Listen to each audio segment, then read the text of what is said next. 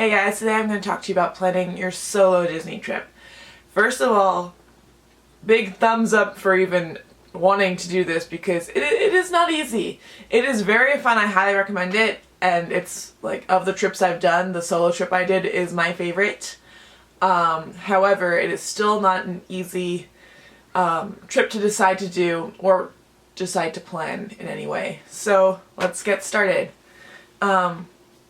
Step one is deciding how long you want to stay.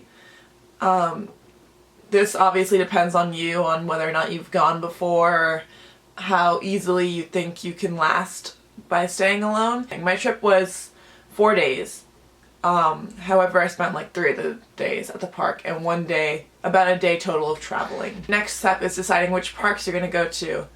I went to all of them. Of course, the nice thing is that this trip is all about you. So if there's a park you hate, like say Hollywood Studios, you in no way have to put that on your agenda because you're just catering to yourself. Step 3, decide if you will do other activities. There's a lot that you can do. You can go to downtown. I think now Disney Springs is open, which I haven't checked out yet. Let's not forget the resorts, alright?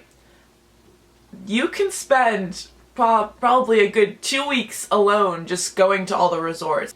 There's a lot to do at the resorts. When I went on my solo trip, I went to Port Orleans just to go and try the beignets, which were delicious, by the way, so if you have time, I would stop by. Step 4, going back to that transportation, decide how you will get around if you're using Disney transportation, if you're using Uber, which I don't think you should while you're there because it's not necessary, or if you're renting a car. I did Disney transportation and it works perfectly fine. It takes a little longer when you want to visit other resorts because you have to go from your resort to the park, then go to that resort bus, then go back to the park, and then go to your resort, assuming that you want to do all that in a row. But it is really fun still. Step number 5, decide on eating style. Now this might sound a little weird, and as opposed to other trips, the reason why it's more important for a solo trip, it's really depending on your confidence level. If you're okay with sitting down at like a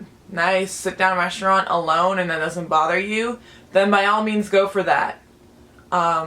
There's nothing wrong with it. I've done it. But I also found myself leaning more towards overall more of the quick restaurants, quick style restaurants. I don't know what they're called.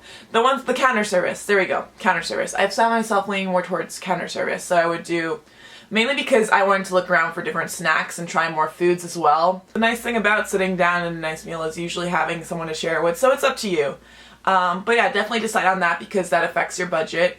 But I highly recommend the looking around for new snacks and new foods as opposed to doing sit down. But I did do sit down. I did it at Be Our Guest. And in fact, if there's only one that you want to do in terms of budgeting and in terms of confidence, I would do Be Our Guest. I went to lunch and I got the French onion soup and the Be Our Guest, like the cupcake, the Master Chef cupcake, I think that's what it's called.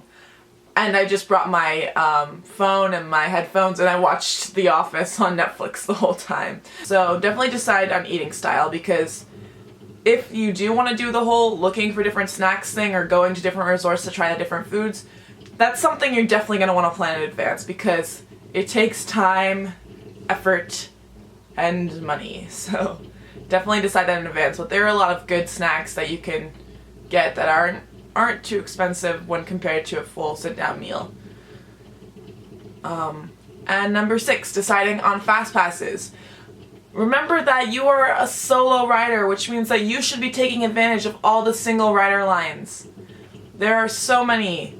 Okay, let me rephrase that. There's a good amount. There's a decent amount in total. So you do not need to be getting a fast pass to Rock and Roller Coaster or Expedition Everest because you can just skip those lines. And also keep that in mind too. There are certain rides that you might not be as comfortable with riding solo, and if you want to avoid those, then don't get fast passes for them.